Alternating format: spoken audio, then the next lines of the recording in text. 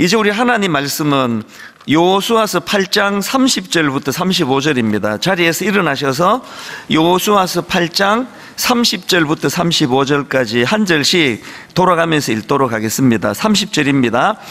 그때 여호수아가 이스라엘의 하나님 여호와를 위하여 에발 산에 한 제단을 쌓았으니 이는 여호와의 종 모세가 이스라엘 자손에게 명령한 것과 모세의 율법책에 기록된 대로 쇠 연장으로 다듬지 아니한 새 돌로 만든 제단이라. 무리가 여호와께 번제물과 화목제물을 그 위에 드렸으며 여호수아가 거기서 모세가 기록한 율법을 이스라엘 자손의 목전에서 그 돌에 기록하며 온 이스라엘과 그 장로들과 관리들과 재판장들과 본토인뿐 아니라 이방인까지 여호와의 언약궤를 맨 레위 사람 제사장들 앞에서 궤 좌우에 서되 절반은 그리심산 앞에 절반은 에발산 앞에 섰으니 이는 전에 여호와의 종 모세가 이스라엘 백성에게 축복하라고 명령한 대로 함이라.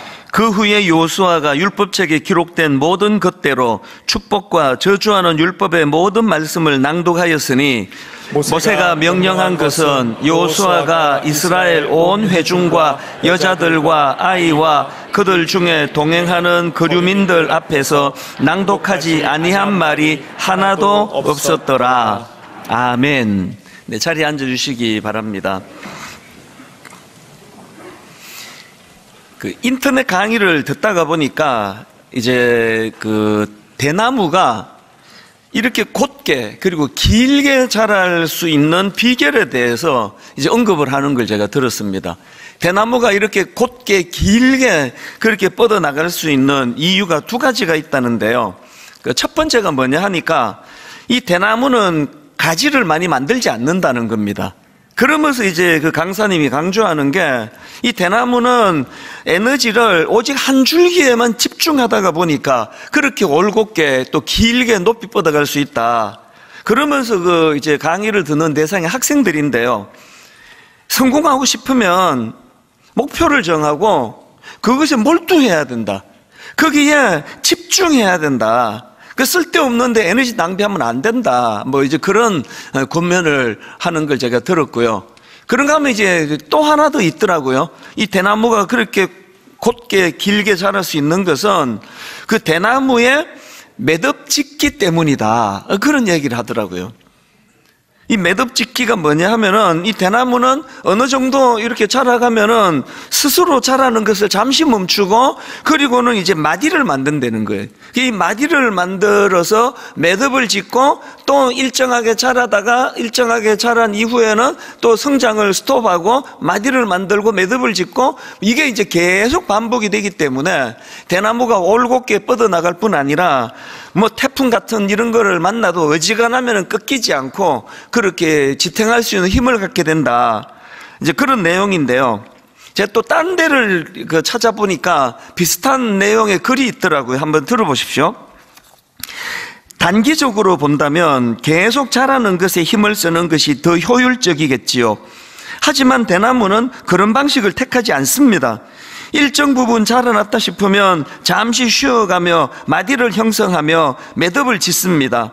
자라고 매듭 짓고 자라고 매듭 짓고 이런 과정을 계속 반복하기에 대나무는 높고 곧게 자랄 수 있습니다. 이게 저에게 참 와닿았던 것이요. 지금 본문에서 여호수아가 보여주는 게 바로 이거구나. 지난주에도 우리가 이 말씀을 살펴봤습니다만 여호수아는 아이성과의 2차 전투에서 승리한 이후에 이제 그 여세를 몰아가지고 막 적군을 향해 달려가고 공격하고 이게 훨씬 효율적인 것 같은데 그런데 여호수아는 잠시 가던 걸음을 멈추고 에발산으로 가서 제단을 쌓고 하나님께 예배를 드렸다. 왜 그렇게 했겠느냐? 이게 바로 대나무가 보여주는 매듭짓기와 비슷한 형태라는 겁니다. 우리가 그냥 막 끝간데 없이 달리는 것도 중요하지만 어느 정도 성장했다면은 또 걸음을 멈추고 제가 지난주에 말씀을 드리지 않았습니까? 인생이라는 거는 1년 12달 변화가 없는 산을 오르는 게 아니다. 인생이라는 거는 변화무쌍해서 이 사막을 횡단하는 거랑 좀 비슷하다. 그래서 금방 이 지도에 이 길이 있었는데 바람 한번 휙 불면은 모래가 그냥 뒤엎어가지고 도로가 없어져 버리고 뭐 이런 게 인생이기 때문에 인생은 항상 이제 이 사막과 같은 그 가변적인 그리고 변화무쌍한 그 길을 사막을 횡단하는 것과 같다. 뭐 이런 내용을 이제 지난주 제가 말씀을 드렸는데요. 그래서 이제 오늘 본문에서 제가 한 번 더 이 본문을 살펴보면서 이 요수아에게 배워야 되는 것 그리고 대나무에게서 배워야 되는 이 원리들, 이 매듭짓기 이런 관점을 가지고 오늘 본문을 쭉 살펴봤는데요. 그래서 이제 우리가 늘 삶의 활력을 되찾고 항상 이제 기본을 잘 지켜나가는 인생이 되기 위해서 제가 두 가지 제안을 드리고 싶습니다. 두 가지 제안 중에 첫 번째가 뭐냐 하니까 우리가 매주일 예배를 드리지 않습니까? 우리가 드리는 이 예배를 매듭짓기로 활용하자는 겁니다. 예배를 통한 매듭짓기. 그래서 제가 예배를 통한 여기에다가 이제 강조점을 두고 이제 화면으로 그 자막을 띄워드렸는데요. 여러분 지금 우리가 함께 드리는 이 예배가 지난 한 주간 열심히 달려오시고 정신없이 분주하게 사신 여러분이 잠깐 걸음을 멈추고 이게 지금 매듭을 짓는 또 한 주간을 정리하는 시간으로 이 시간을 활용하게 되면 얼마나 좋겠습니까? 왜 하나님께서 일주일에 하루 주의 날이다. 이날은 일도 하지 말고 공부도 하지 말고 이날은 좀 안식을 해라. 이렇게 말씀을 하셨느냐. 주 7일 365일 막 정신없이 달려가면 속도는 좀 빠를지 모르지만 1년 돌아보고 이 길 아니네? 잘못 왔네? 그거 어떡할 거냐고요. 매 예배 때마다 자기가 가는 길을 점검하고 또 체크하고 그래서 주일은요 우리가 쉬는 날이에요. 안식이에요. 그래서 그냥 막 밀린 빨래 왕창하고 막 일 더 바쁜 거 글쎄 그 빨래를 해야 되긴 하는데 어떻게 해야 되나요? 그 주일은 밀린 빨래 하는 날이 아니고요 매듭을 짓는 날이에요. 지난 한 주 내가 어떻게 살아왔나?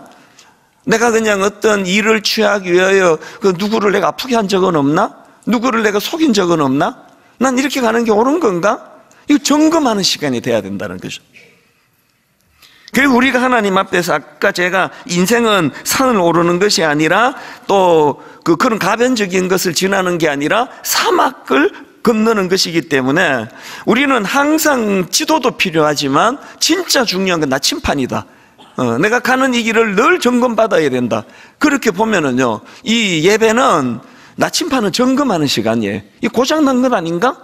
고장난 거 들고 가면 큰일 나는 거 아니냐고요.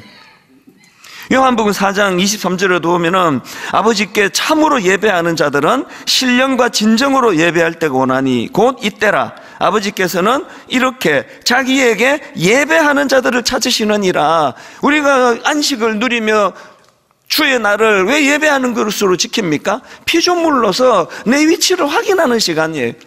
하나님이 내게 모든 걸 가하다고 위임해 주셨지만 나는 이 창조주가 아니다. 나는 내 인생의 주인이 아니다. 그래서 주인이 원하시는 걸 확인하고 점검하고 예배해요. 지난주에 제가 그 고3 제자 소개해 드리지 않았습니까? 강남 8학군에 막 모든 애들이 학원 가기 바빠가지고 막 예배가 막 조금만 늦어도 중간에 막 뛰어가고 막 정신없이 사는데 아니 이 아이는 집에를 안 가는 거예요. 오후에 또 막 얘가 애들을 막 모아가지고 자기가 막 기타 치면서 찬양도 부르고 예배도 인도하고 그게 굉장히 인상적이었는데 결국은 이 아이가 이제 원하는 대학교에 가고 또 대학 재학 중에 뭐 외무고시 합격을 하고 지금도 이제 그런 어떤 외교관의 길을 걸어가고 있는데 내가 이 학생을 잘 관찰을 해보니까 지금 나이가 이제 49이거든요. 이 친구가 보니까 예배가 매듭 쌓기였더라고요. 그 편지를 최근에 보내왔는데요. 한번 제가 읽어드리겠습니다. 하나님을 인격적으로 만난 건 중학교 때였던 것 같고 고1 때 하나님께 헌신하는 기도를 드렸습니다. 주님 뜻대로 살기로 헌신하면서 주님께서 보내는 곳에 가서 주님 하라고 하시는 일을 하면서 살겠다고 나름 무게를 담은 고백을 올려드렸던 기억이 납니다. 그런 연장선상에서 고등부 제자반도 하고 자연스럽게 친구들과 기도회를 갖게 되면서 많은 은혜를 누리며 성장하는 시간을 가졌습니다. 그러던 중 고3 올라가는 겨울 방학 기간 중에 아버지 사업이 부도가 나면서 집안에 경제적으로 큰 어려움이 찾아왔습니다. 많이 힘들었지만 이내 그 과정이 하나님께서 우리 가정을 개조시키기 위해 예비된 축복의 시간임을 알고 있었습니다. 많은 분들이 기도와 도움을 경험하는 시간이기도 했습니다. 나침판이 돌아가고 있는 거죠. 갑자기 지금 고3이 됐는데 아버지 사업이 막 안 돼가지고 집안이 어렵고 하면요, 나침판이 없는 학생들은 거의 막 휘청휘청거리거든요. 얘는 금방 나침판이 작동이 되는 거예요. 의미 부여를 하는 거죠. 그래서 이제 그 다음 보세요. 고3 기간 내내 매일 아침에 가정 예배를 드리고 등교를 했습니다. 공부하다가 틈만 나면 찬양을 듣고 불렀습니다. 주일날에는 목사님 설교를, 여기에 이찬수 목사님에다 이름을 뺐습니다. 이따가 설명해 드릴게요. 주일날에는 목사님 설교를 제일 앞자리에 앉아서 매번 펑펑 울면서 들었습니다. 항상 두루마리 휴지를 옆에 두고 매번 눈물 콧물을 닦아내었던 기억이 납니다. 오후에는 기도회를 통해 이 자기가 만든 그 기도회 팀 아닙니까? 마음껏 목청을 높여 찬양하고 기도했습니다. 주일은 말 그대로 하나님의 예배 가운데 깊이 담겨 있다가 나오는 시간이었습니다. 보니까 얘는 중학교 때 주님은 영접하고 고등학교 때부터 예배를 매듭짓기로 활용하는 거예요. 그러니까 고3 때 아버지가 사업이 실패하고 막 이제 세상 말로 하면은 이제 막 이 집안 망하게 됐다, 그런 상황일 때 잠깐 당황하다가 바로 마음을 찾아가지고 공부하는 건 나침판이 돌아간다는 거거든요. 제가 아까 이찬수 목사님 설교를 들으면 때 이름을 뺀 이유는 아무리 생각해도 그 글의 초점이 설교 잘한 목사가 아니에요. 그 친구는 누가 설교했든지, 그는 설교가 좋았든지 설교가 죽을 썼든지 이거에 영향을 받는 게 아니라 이 친구는 예배를 매듭짓기로 그렇게 잡아왔기 때문에 내 이름을 거기다 두는 게 의미가 없다, 그냥 빼고 부른 거거든요. 오늘 우리 목사 설교 얼마나 잘하나 보자, 이렇게 듣는 분들은 지금 이 예배를 나침판으로 쓰고 있지 않습니다. 마지막 내용 한번 들어보십시오. 주일을 하나님의 날로 거룩하게 구별하여 드리자는 마음으로 주일에는 공부를 하지 않고 충분히 예배하고 충분히 안식하기로 결심했습니다. 월요일부터 시험이 있는 날에는 토요일까지 충분히 공부를 해두고 주일 저녁에 일찍 자고 월요일 새벽에 일어나서 공부를 했습니다. 주일 성수로 인해 성적이 떨어지거나 어려움을 겪은 일이 없습니다. 오히려 슬럼프가 있더라도 길지 않게 관리할 수 있었고 더 능률이 올라 시간의 밀도가 더 높아지는 것을 느낄 수 있었습니다. 이후에 대학 기간 중에 외무고시 공부를 할 때도 같은 방식을 유지했습니다. 일주일에 한 번 예배를 중심으로 안식을 취하는 것이 얼마나 유익한지를 삶으로 경험할 수 있었습니다. 제가 이 제자를 2주에 걸쳐서 소개하는 거는요, 얘가 서울대 정치학과 수석으로 들어갔다, 얘는 대학교 다닐 때 벌써 외무고시 합격을 했다, 이것 때문에 드리는 게 아니에요. 내가 49년을 제가 이 제자를 관찰을 해보니까 가장 중요한 게 매듭을 지으면서 성장한 이 사람의 인생에서 흔들리는 게 없는 거예요. 그냥 쭉 그 길로 지금 가고 있는 겁니다. 49살, 내년에 50살이 돼요. 제가 우리 가정의 자녀들을 보면서 진짜 이렇게 살았으면 좋겠습니다. 어느 대학 나왔느냐, 어디 취직했느냐, 이것보다 중요한 건 매듭을 지어주는 거예요. 요동하지 않는 거예요. 어떤 상황이 와도. 이 사막과 같은 이 세상을 횡단해야 되는 게 여러분의 자녀들인데 무조건 무슨 대학 가라, 무슨 과 가라, 그래갖고 적성에도 하나도 안 맞는 과를 가가지고 내내 방황하는 이런 아이들이 우리나라에 얼마나 많으냐고요. 늦지 않았습니다. 지금부터라도 매듭을 짓도록 훈련을 시켜야 돼요. 이 공부를 왜 하는지. 아까 이 친구가 자기가 고백하잖아요. 슬럼프가 오는데 길지 않게 관리가 되더라. 주일날은 아예 얘는 공부를 안 했습니다. 1절 안 했습니다. 우리가 하나님 앞에서 부모된 우리가 이 예수 믿는다는 것에 대한 의미 부여가 잘 안 돼 있습니다. 여기 지금 왜 와 있는지, 왜 현장에 와서 예배를 드려야 하는지 정리가 잘 안 돼 있는 거잖아요. 오늘부터 하자고요. 예배는 여러분, 그리고 주일 성수는요, 일주일에 하루 너무나 분주한 가던 걸음을 잠깐 멈추고 매듭 짓기예요. 지난 한 주간 내가 그리스도인으로서 이렇게 사는 게 옳은 건가? 그 목사가 이렇게 한 주를 사는 게 옳은 건가? 장로로서 나는 이 한 주 어떻게 살았나? 그리고 예배를 통해서 피조물로서 나는 내 분수를 지키고 있나? 분당 우리 교회가 뭐 내가 담임 목사라고 이게 뭐 막 제 것처럼 그렇게 설치고 다니면 이 교회가 어떻게 되겠냐고요. 매주일마다 저 스스로를 점검하고 난 종이다. 난 신분꾼이다. 이거를 일주일 단위로 매듭을 지어가고 있는 거거든요. 그래서 여러분 간곡히 부탁드리는데요. 여건이 되시면 주일 성수하셔야 됩니다. 그리고 그 시간은 그냥 하루 종일 밀린 드라마 보고 세탁기 돌아가는 소리로 시끄럽고 애들 막 숙제하고 막 이런 시간이 아니에요. 예배 드리고 그리고 집에 가셔서 조용히 묵상하면서 매듭을 짓는 시간으로. 여기서 한 가지 살펴볼 게 있는데 오늘 본문 여호수아 8장 30절 한번 보십시오.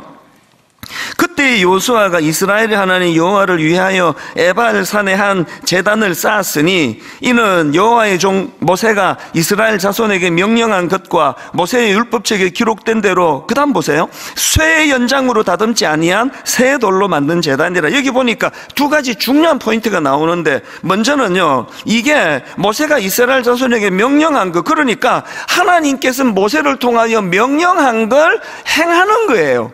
여호수아가 그냥 뭐 자기 의를 위하여 자기가 어떤 양심적인 뭐를 위하여 하는 게 아니고 이거는 역사적으로 그렇게 하나님이 요구해 오신 거예요. 그 일을 행하는 거예요. 뭐가 느껴지세요? 자기 자리를 안다는 거죠. 자기 질서를 안다는 거죠. 막 내키는 대로 막 그 이상한 지도자들 잘못 만나면요 막 정신이 하나도 없어요. 막 오늘은 뭐 이 산으로 가자 그랬다가 잘못 왔다 뭐 저 산으로 가자 뭐 또 돌아가자 뭐 정신이 하나도 없어요. 여호수아는 자기의 어떤 기준대로 사는 게 아니라 하나님이 명하신 그 질서대로 사는 거죠. 무슨 혼란이 있겠냐고요. 그리고 더 중요한 건 제가 굵은 표시한 거 다시 한번 보세요. 이는 여호와의 종 모세가 이스라엘 자손에게 명령한 것과 모세의 율법책에 기록된 대로 쇠 연장으로 다듬지 아니한 새 돌로 만든 제단이라. 이걸 여기다 왜 강조하는 겁니까? 쇠 연장으로 다듬지 아니한 새 돌로 만든 제단. 그러니까 여기서 강조되는 건요, 사람의 손이 가지 않은 자연석을 이용했다는 그 얘기인데 이게 뭘 의미합니까? 이건요, 인간의 노력을 배제한 전적인 하나님의 주도하심을 강조하는 거예요. 요거 모양이 좀 삐뚤하네? 인간의 힘으로 깎아내고 요게 완성이네? 이게 없어요. 가평 우리 마을이 설계하신 교수님이 장로님이시다 보니까요, 기가 막히는 게요, 산을 깎아주고 만들었는데 이분의 철학 중의 철학이 하나님이 만들어 놓은 자연을 인간이 건들면 안 된다예요. 모든 지형지물을 아무것도 안 건드렸어요. 그리고 그걸 활용해서 기가 막힌 작품을 만들어 놓은 거거든요. 뭐가 느껴지십니까? 기독교는 인간의 노력을 부추기는 종교가 아니에요. 모든 종교는 인간의 노력이 거의 필수거든요. 불교. 저는요, 자다가 생각해도 내가 스님이 아닌 게 진짜 감사해요. 내가 스님이면 어떻게 살아 알겠냐고요. 막. 이게 이제 스님은 죽을 때 엄청 부담스러우실 것 같아요. 왜냐하면 이제 죽어서 화장을 할 때 그 살이라 그러잖아요. 화장한 뒤에 나오는 구슬 모양의 크기를 따라 이분은 큰 스님이다. 이거 완전 땡중이다. 이게 결정이 되는 것 같아요. 내 생각에는. 어쩔 뻔했냐고요. 우리 찬스 목사는 얼마나 큰 거 나오나 보자. 이랬으면 어쩌겠냐고요. 기독교는 그런 종교가 아니에요. 막 고행을 해가지고 막 이따만한 사리가 나와서 막 역시 저분 훌륭한 분, 그게 아니고요. 기독교는 인간의 노력을 추구하는 그런 종교가 아니라 기독교는 십자가 은혜를 소중히 여기는 종교예요. 자꾸 힘 빼는 게 기독교예요. 제가 30대 초반에 이제 수영을 배웠거든요. 생전에 내 수영장에 처음 갔는데 내가 막 새벽마다 너무 힘든 거예요. 그 코치가 막 계속 소리 지르는 게 힘 빼세요 막 이러는데 나 힘 뺐거든요. 나 힘 뺐다고. 근데 힘 빼라는 거예요 자꾸. 한 6개월을 내가 힘 빼라는 소리만 듣다가 열받아서 그만뒀어요. 힘 안 빠지는 걸 어떻게? 나 그냥 다 뺐는데. 힘 빼세요. 힘 빼세요. 그래서 내가 가만히 생각하니까 그게 기독교예요. 저보고 하나님이 맨날 요구하시는 게 힘 빼라는 거죠. 힘 빼라고. 나이가 들어가면서 좋은 게요, 체력이 딸려서 저절로 힘이 좀 빠져요. 요새는 힘이 좀 빠진 것 같아요. 잘 들으셔야 됩니다. 기독교는요, 내가 힘쓰는 종교가 아니에요. 은혜예요, 은혜. 자격도 없는 거, 이 나 같은 거, 우리가 아직 죄인 되었을 때, 우리가 아직 연약할 때, 십자가. 그래서 예수 잘 믿으면 잘 믿을수록 인생에 힘이 들어가질 않아요. 그리고 놀라운 게요, 힘을 빼면 수영도 더 빨리 가게 되고요, 힘을 빼면 테니스 공이 힘이 더 들어가요. 신기하죠? 힘 빼고 쳤는데 힘 주고 칠 때보다 공이 더 정확하게 날아가고 스피드가 더 들어붙는 거, 그게 하나님의 창조 원리예요. 여러분, 우리 힘으로 다듬고 다듬은 쇠 연장으로 다듬은 돌을 갖고 나는 이렇게 내가 예수 믿고 내가 이렇게 좋은 사람이 됐다라고 말하는 거는 완전히 믿음의 초보 단계입니다. 그래서 성경학자인 아드 핑커는 이 본문 말씀의 의미에 대하여 이런 설명을 한 걸 제가 읽었습니다. 여호와께서는 사람이 그분을 만나기로 정하신 그분 앞에 나아올 때에, 여호와께서는 사람이 그분을 만나기로 정하신 그분 앞에 나아올 때에 자신의 철저한 무가치함과 무능력함을 상기하도록 하셨습니다예요. 철저한 무능력이에요. 철저한 무가치한 거예요. 이런 나 같은 것을 오늘도 단에 세우셔서 이 놀라운 가치의 말씀을 선포하게 하신 거. 그래서 저는요, 해가 거듭될수록 감격밖에 없습니다.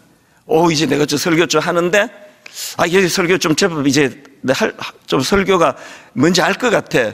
그런 소리는 뭐 인간적으로는 또 뭐 그럴 수 있겠지만요, 익숙해지니까. 그러나 원리는 아니에요. 철저한 무가치함, 철저한 무능력. 이게 매듭짓기를 해가면서 점점 이제 느끼게 되는 거거든요. 그래서 우리가 이 예배를 한 주 단위로 매듭짓기의 도구로 사용하자, 이걸 제가 제안해 드리고 싶고요. 두 번째로 한 가지 더 제안을 드리고 싶은 게 뭐냐, 공동체를 통한 치유를 사모하자는 거예요. 공동체를 통한 치유. 자, 오늘 본문 33절 34절입니다. 온 이스라엘과 그 장로들과 관리들과 제사장들과 본토인뿐 아니라 이방인까지 여호와의 언약 궤를 맨 레위 사람 제사장들 앞에서 궤의 좌우에 서되 절반은 그리심산 앞에 절반은 에발산 앞에 섰으니 이는 전에 여호와의 종 모세가 이스라엘 백성에게 축복하라고 명령한 대로 함이라. 그 후에 여호수아가 율법책에 기록된 모든 것대로 축복과 저주하는 율법의 모든 말씀을 낭독하였으니, 여기 지금요 어마어마한 이벤트가 벌어지고 있습니다. 에발산이 있고 계곡이 있고 그 옆에 그리심산이 있는데요, 이스라엘 백성들을 반반으로 나누어서 포진을 시켜요. 그리고 제가 그 자료를 보니까 그리심산과 에발산을 왜 썼을까 여러 가지 이유가 있는데, 거기가 지형적으로 공명이 끝내주게 잘 되는데요.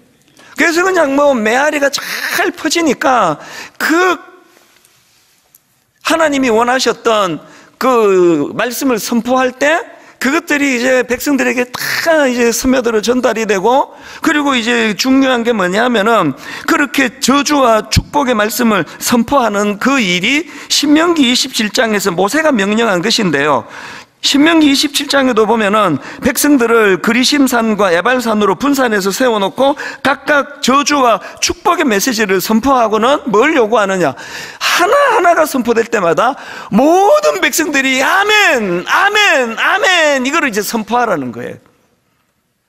예를 들면 이런 겁니다. 신명기 27장 16절. 그의 부모를 경홀히 여기는 자는 저주를 받을 것이라 할 것이요 모든 백성은 아멘 할지니라. 18절. 맹인에게 길을 잃게 하는 자는 저주를 받을 것이라 할 것이요 모든 백성은 아멘 할 것이라. 시간이 없어 다 못 읽는데 막 엄청 많아요. 이거를 저는요 지난 2주 동안에 막 계속 상상을 하면서 운전을 하면서도 막 마음이 너무 전율이 느껴지는 거예요. 한번 상상해 보세요.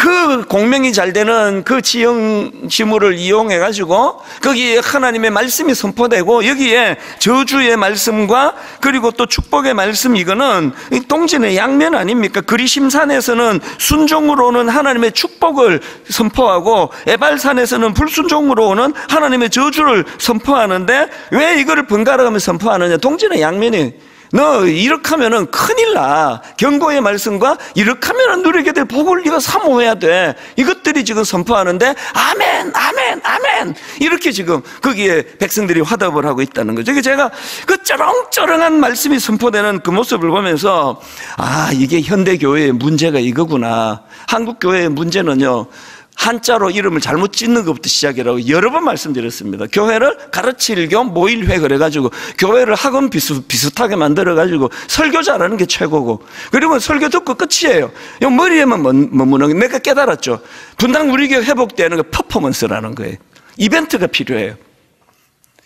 예배 딸랑 들고 뭐 그냥 집에 가고 뭐, 그리고 또 지금 어쩔 수 없어서 지금 유튜브를 통해서 가정에서 예배를 드리시는 분 하나는 이해하세요. 그러나 얼마든지 성의를 내서 오실 수 있는데 지금 집에서 예배 드리시는 건 뭘 모르고 계시는지 아세요? 예배를 그냥 한번 때우신 거예요. 퍼포먼스가 필요하다니까요. 자, 이게 뭔지 설명을 드릴게요. 제가 이 웅장한 장면에 막 말씀이 선포되고 아멘, 아멘 그 화답하는 모습을 상상하는데 구약에 엘리야가 딱 떠오르는 겁니다.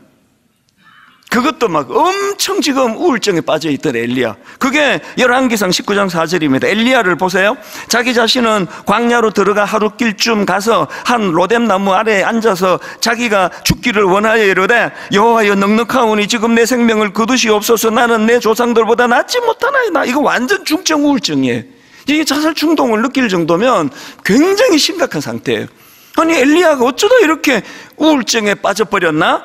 그 이유 원인을 10절에서 알 수 있습니다. 그가 이렇게 말해요. 그가 대답하되 내가 만군의 하나님 여호와께 열심히 유별하오니 이는 이스라엘 자손이 주의 언약을 버리고 주의 제단을 헐며 칼로 주의 선지자들을 죽였음이오며 오직 나만 남았거늘 그들이 내 생명을 찾아 빼앗으려 하나이다. 엘리야를 위축시킨 건 외로움이에요. 나만 홀로 남은 것 같다고. 그래서 하나님이 내려주신 처방이 18절입니다. 하나님 이렇게 말씀하세요. 그러나 내가 이스라엘 가운데에 7,000명을 남기리니 다 바알에게 무릎 꿇지 아니하고 다 바알에게 입맞추지 아니한 자니라. 왜 예배는 현장에서 드려야 되는지 아십니까? 온 세상이 이제 돌아섰다. 이제 하나님 끝이다. 망했다. 안 그렇습니다. 지금 한번 보세요. 똑같이 남겨진 7,000명 수많은 믿음의 성도들이 함께 찬양하고 마음이 막 뜨거워지고, 우리 이동선 전사님 막 찬양 인도를 얼마나 잘합니까? 막 부러워 죽겠어요. 막 얼마나 저렇게 찬양 연사를 가지고 막 아주 이제 막 자유자재로 막 찬양을 하고, 반주는 또 얼마나 잘하고 막 모든 분들이 뜨거워. 이걸 TV 켜놓고 이게 되느냐고요. 제가 이 설교를 준비하는데요, 신문 기사 중에 이런 타이틀의 기사가 있습니다. 제목이 이래요. 외로움, 시대의 병, 연결을 복원하라. 10억 명 이상이 매우 외롭다. WHO 긴급한 위협. 뭐 제목만 딱 봐도 이게 무슨 상황인지 아시겠잖아요. 이제 우리나라는 말할 것도 없고 지금 온 세계가 지금 이 외로움이라는 심각한 문제에 지금 직면해 있다는 거예요. 그리고 이거를 어느 심리학자들이 모이는 게 아니라 왜 세계보건기구 WHO가 이 문제를 지금 다루고 있느냐? 지금 이 문제는요, 이 외로움의 문제는 세계보건, 그러니까 인류 건강을 위협하는, 이게 질병이래요, 질병. 그 기사에서 제가 참 마음이 아픈 걸 봤는데요, 이 외로움은요 얼마나 해로운가 하면 담배를 매일 15개씩 피우는 것만큼 건강에 치명적이래요. 저같이 평생에 담배를 펴본 적이 없는 사람도 이걸 그냥 방치하면 안 되는 거죠. 제가 외로우면요 하루에 담배를 15개비를 피는 거랑 같은 효과가 난다는, 이만큼 이게 무슨 질병이. 그래서 제가 그 기사에서 더 마음이 아팠던 게요, 이 외로움은 어떤 특정 연령층에 국한되지 않는다는 거예요. 우리 생각엔 할아버지 할머니가 더 외로우신 것 같은데 아니더라고요. 젊은이가 더 외로움을 타요. 모든 연령이 지금 이거로부터 자유하지를 못합니다. 그거 어떡할 거냐고요. 이게 오늘 우리 현실이라면 교회가 내년에, 이제 저는 2학기 들어와서 꿈을 꾸면서 지금 준비하고 있는 게 있습니다. 이제 마지막 3주 뒤에 제가 내년에 대한 목양을 이제 다 발표할 건데요, 가장 내가 지금 마음을 쓰고 있는 거가 하나 있는데, 이제 우리 교회는 두 날개의 균형이 이루어지기를 원하면 개척 초기부터 해왔던 거예요. 큰 날개가 살아야 되고요, 작은 날개가 살아야 돼요. 큰 날개는 뭐죠? 아까 제가 말씀드렸잖아요. 우리가 어릴 때는요, 이 주일 예배를 대예배라 그랬습니다. 왜 대예배인가 하면 가장 많은 사람이 모여서 드린다고. 우리가 이 대예배를 이제 요새는 그렇게 안 씁니다. 우리가 이 주일 예배를 매듭짓기로 쓰자고요. 우리가 이 주일 예배를 내 인생의 나침판이 고장이 났는지를 점검하는 시간으로 쓰자고요. 그리고 주일을 안식하자고요. 그 큰 날개가 살아나야 돼요. 그런가 하면 작은 날개가 뭐죠? 두 번째 제가 제안한 그가 작은 날개예요. 공동체를 향한 혹은 공동체를 통한 치유를 우리가 사모하자는 거죠. 소그룹이 살지 않으면 이런 큰 교회 다니는 게 여러분 치명적이에요. 이 전부 머리로만 받아 적고 이해하고 그렇게 하고 막 1부 끝나면 막 빨리빨리 가세요, 차 빼야 돼요, 2부 예배 드려야 돼요, 이래가지고 막 정신없이 그냥 학원 갔다 온 것밖에 안 되잖아요. 이 소그룹을 살려야 되는 거죠. 저는 이런 상상을 해봤습니다. 만약에 엘리야가 오늘 본문에서 에발산과 그리심산에서 이 퍼포먼스에 만약에 참석했다면, 그래가지고 막 온 산이 쩌렁쩌렁 울릴 정도로 말씀이 선포되고 아멘 아멘 아멘 막 엘리야도 신이 나중에 선포했으면요, 우울증 금방 치료가 됐을 것 같아요. 하나님, 내가 착각했습니다, 이제 안 우울합니다, 그랬을 것 같아요. 내가 지금 내년을 두고 꿈꾸는 게 뭐냐 하면은, 이제 내년에 우리 다락방의 부활, 지금도요 건강한 다락방, 너무너무 은혜로운 다락방이 너무 많습니다. 지난주인데요, 이제 다락방 종강을 앞두고 있어서 이제 우리 드림센터에서 다락방 모임을 하는 다락방이 좀 있다고 제가 알고 있어서 격려하고 싶어서 한 2주 전에 이제 11층부터 이제 다 돌았습니다. 11층, 10층, 9층 이렇게 쭉 도는데 막 많은 다락방 모임이 거기서 있더라고요.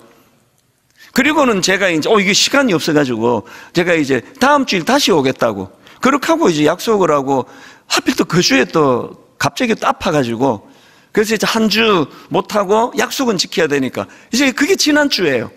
그 다락방을 돌기 시작하는데요, 사실 이제 막 이 저녁에 다락방을 돌려고 이제 낮에 기다리고 있는데 몸이 점점 또 이제 지금도 이제 감기 기운이 아직도 약간 남아 있거든요.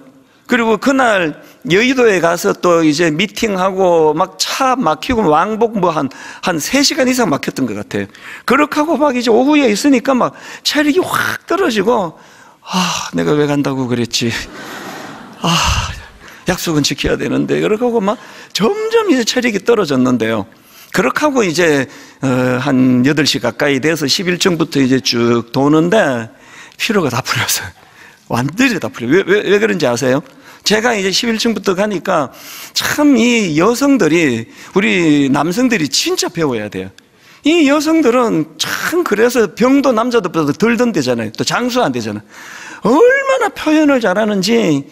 제가 이제 11층에 딱 가니까 여성 다락방 모임을 하는데 막 난리가 났어요. 공부하다가 갑자기 막 꺄! 막 이러면서 막 으아! 그러고 막 어떤 분은 막, 목사님 내가 오늘 연예인 보는 것 같아요 막 그러면서 그냥 속으로, 내 외모가 탤런트는 아닌데 그럼 개그맨인가 이런 생각도 했어요.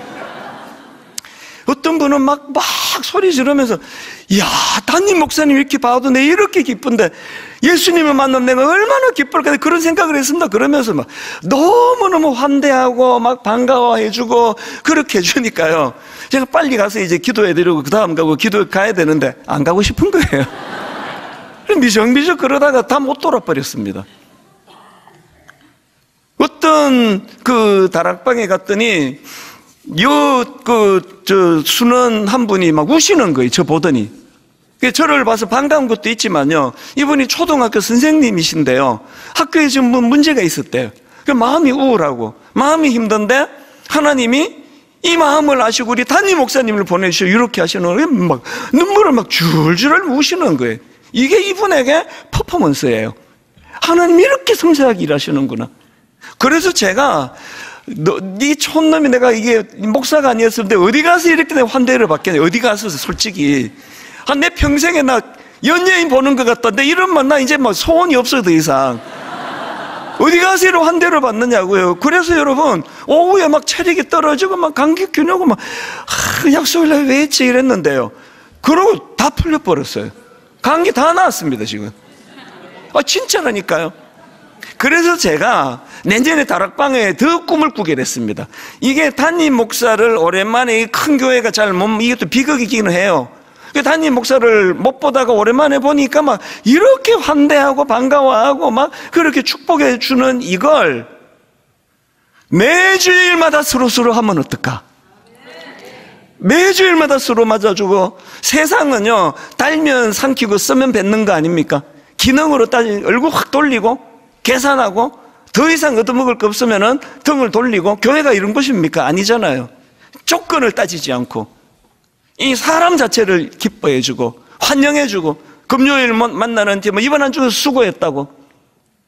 저는 저녁을 같이 식사를 내년에 정말 권하고 싶어요. 먹는 게 힐링이에요. 치료예요. 비빔밥 하나 해가지고 반찬 하나씩 다 갖고 와가지고 막 뒤섞어가지고 같이 먹고. 주일 오후 5시 다락방도 저는 지금 꿈을 꾸어요. 주일날 오전에 예배 드리고 좀 쉬고 내일 출근하기 전에 그냥 연속극 몰아서 보고 그냥 눈이 그냥 뻘겋도록 하는 주일이 아니라, 주일 오후 5시에 다락방 모임에 가면은 한 5시쯤 모여서 서로 축복하고 내일부터 직장 생활하는데 화이팅! 우리가 기도하겠습니다. 그리고 또 비빔밥에서 먹고, 그리고 다음날 출근하면 얼마나 좋겠냐고요. 이 꿈을 지금 꾸는 거예요.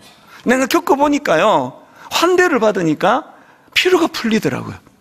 너무 마음에 제가 막 자존감이 막 세워지더라고요. 모든 다락방마다 다 내년에 이걸 하기를 저는 원하거든요. 이게 작은 날개예요. 함성을 지르고 아멘! 아멘! 여러분, 이 주일 예배는 여러분이 이제 아무것도 못 하잖아요. 설교하다가 갑자기 질문 있는데 이게 됩니까? 내가 지금 설교하는데 하나도 동의가 안 되고 속으로 저게 말이야 뭐야 저게 말도 안 되는 소리 아니 그래도 항의를 할 수가 있습니까? 아무것도 못 하잖아요. 그래서 작은 날개가 다락방 가서 마음껏 펼치라고요. 마음껏 여러분을 드러내고 여러분의 마음을 표현하고 내가 만난 하나님을 자랑하고 아멘으로 화답하고. 이게 작은 날개예요. 오늘 저는 이 결론을 이렇게 내기를 원해요. 여러분, 큰 날개가 살아나야 돼요. 이제 우리 다 갖추었습니다. 저렇게 은혜로운 예배 인도자가 찬양을 인도하고 얼마나 정성을 다한 성도들이 예배를 드립니까? 그리고 일주일에 한 번 참 피곤하고 지치는, 난 이게 소모품인가? 회사에서 난 뭐지? 이런 상한 마음이 들 때마다 우리를 그렇게 대하지 않는 그 존재로 우리를 기뻐해주고. 내가 계속 강조하지만 제가 만약에 목사가 아니라면 제 이 평범한 제가 어디 가서 제가 그렇게 환대를 받겠냐고요. 우리 기독교는 자기를 드러내는 종교가 아니에요. 은혜예요, 은혜. 그 은혜로 내가 자존감이 이렇게 높아지고, 이게 교회거든요. 저는 큰 날개, 예배를 통해 매듭을 짓고 예배를 통해 인생의 나침판을 점검하고, 작은 날개 서로 축복하고 아멘으로 화답하고, 엘리야 같은 우울한 사람들이 그곳에 와서 서로 확인을 하고. 오늘 설교는요, 또 이 찬양으로 매듭을 짓기 원하는데요. 우리 주는 위대하며 능력이 많으시도다. 예배는 뭐냐? 상한 자들 고치시며 상처를 싸매시도다. 이 예배예요. 그가 구름으로 하늘을 덮으시고 땅을 위하여 비 준비하시니, 이게 구약에 있는 말씀이더라고요. 제가 이 말씀이 너무 좋아서 이것 갖고 내가 한번 설교를 해야 되겠다 그 생각이 들어요. 드라이하고 한 주 동안 심령이 너무 메마르고 고갈되는데 비 준비하신 하나님, 회복을 시키신 하나님, 우리 가사를 생각하시면서 이 찬양을 같이 한번, 여러분 예배는 역동이에요. 마음을 거기다가 한번 담고 한번 이 찬양 같이 불러보기 원합니다. 우리 주는 위대하며, 우리 주는 위대하며 한번 선포해 보세요. 능력이 많으시도다. 그의 지혜 무궁하며, 그의 지혜 무궁하며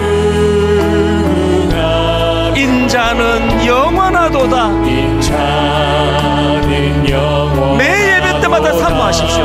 상한 자들 고치시며, 상한 자들 매 예배 때마다 회복을 사모하십시오. 상처를 싸매시도다. 우리 하나님의 능력, 별들의 수를 세시며,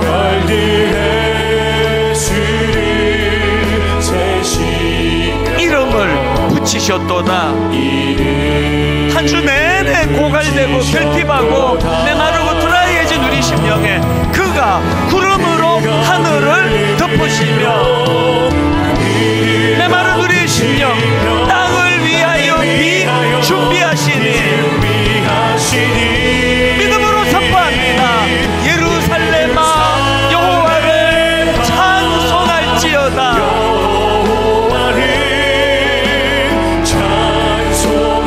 내 하나님은 감사함으로 그 앞에 나가며 주 임재 앞에 경배해. 우리 주는 위대하며,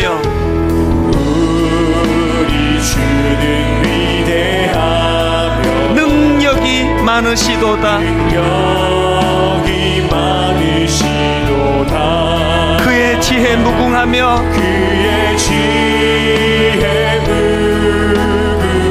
인자는 영원하도다.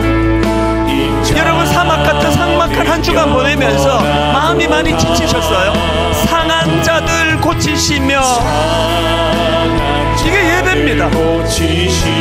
상처를 싸매시도다. 별들의 수를 세시며,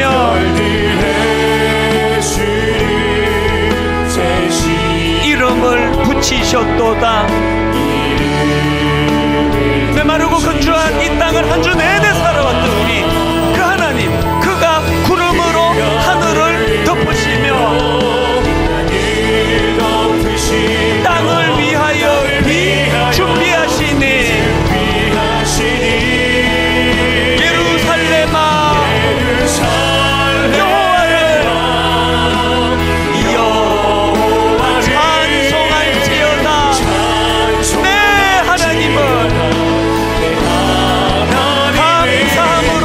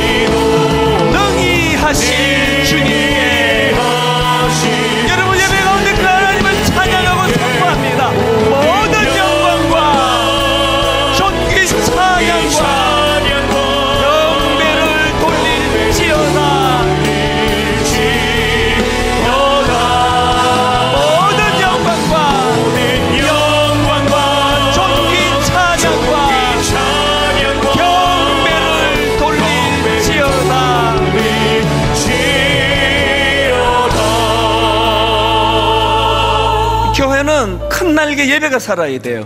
예배는 내 인생의 매듭짓기예요. 내가 지금 잘 가고 있나? 내가 한 이 모든 열심이 이게 하나님 옳은 건가?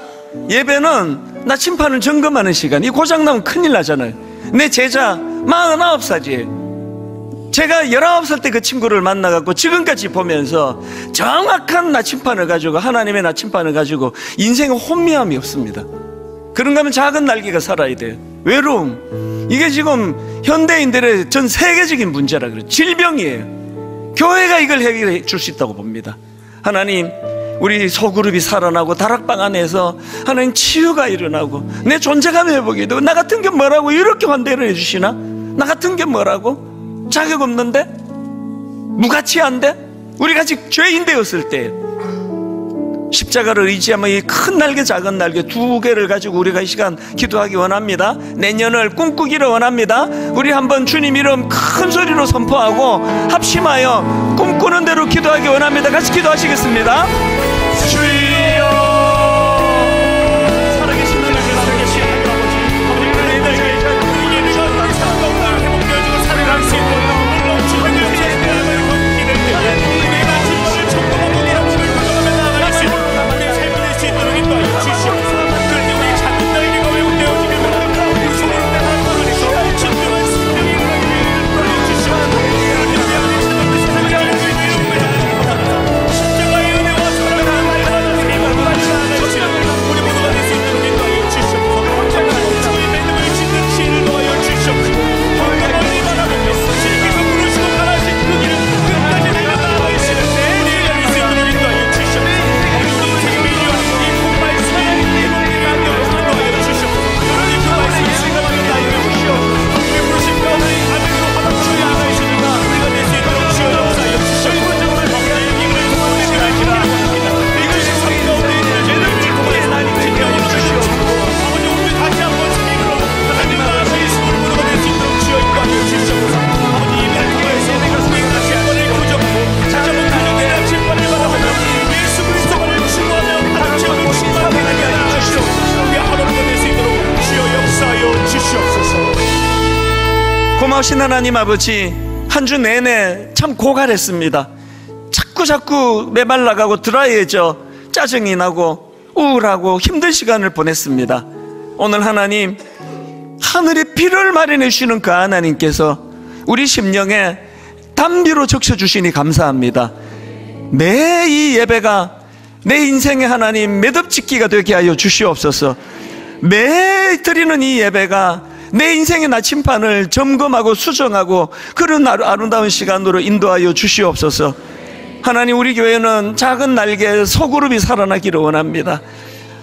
나 같은 게 뭐라고 이렇게 환대하고 격려하고 축복하며, 목사님은 소중한 사람이라고, 하나님 제가 누리고 있는 이 놀라운 하나님의 은혜를 이제 내년에 모든 성도님이 다 누리기를 원합니다. 사람 봐가면서 차별하지 아니하고, 그 사람이 가지고 있는 그 무엇 때문에 접근하지 아니하고, 그 사람의 존재를 귀하게 여기고 그 존재를 축복하는 소그룹들이 내년에 이곳저곳에서 일어나게 될 줄로 믿습니다. 이미 그런 다락방을 누리고 있는 우리 순장님과 순원들에게 하나님께서 한없는 은혜를 주셔서 내년에는 더욱 풍성한 그런 소그룹 다락방을 하나님 주실 것이라는 이 확신을 가지고 기대함으로 그렇게 꿈꾸며 내년을 준비하도록 인도하여 주시옵소서. 이번 한 주간 또 하나님 사막과 같은 세상으로 나갑니다.